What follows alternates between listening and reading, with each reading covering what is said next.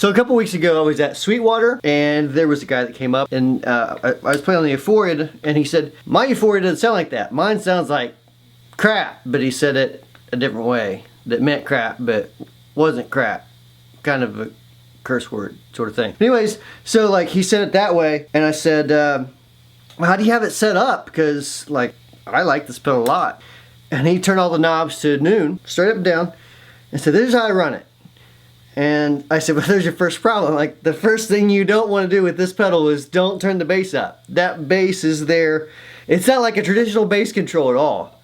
It's more of a, it gives you more of a, I don't know how to describe a sound. It gives you like more thickness, almost into fuzz territory. So if you want it crunchy, you turn it down. So in just like a real quick demonstration. So middle position, here's my clean tone.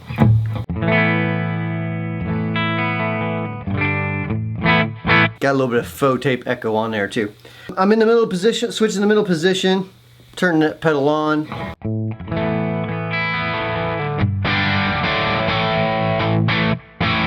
Edge the gain down a little bit.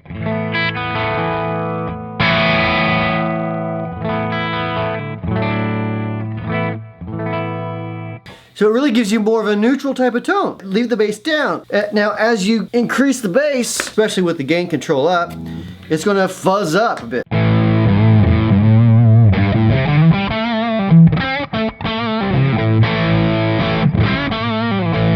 Which, not a bad sound, but I definitely wouldn't call it transparent, really.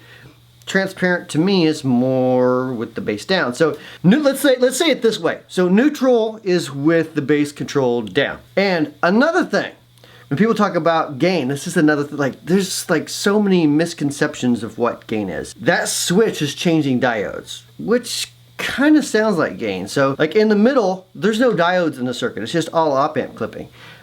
So right now, I'll flip the circuit to the smooth setting. I have to adjust the volume up a little bit to compensate. I got the bass up still.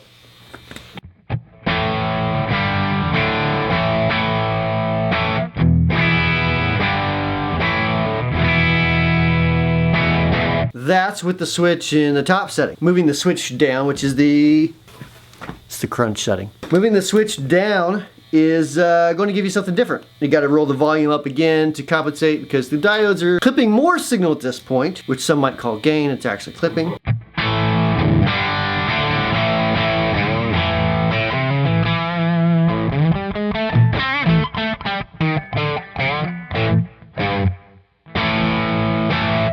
And so to compare with the open setting.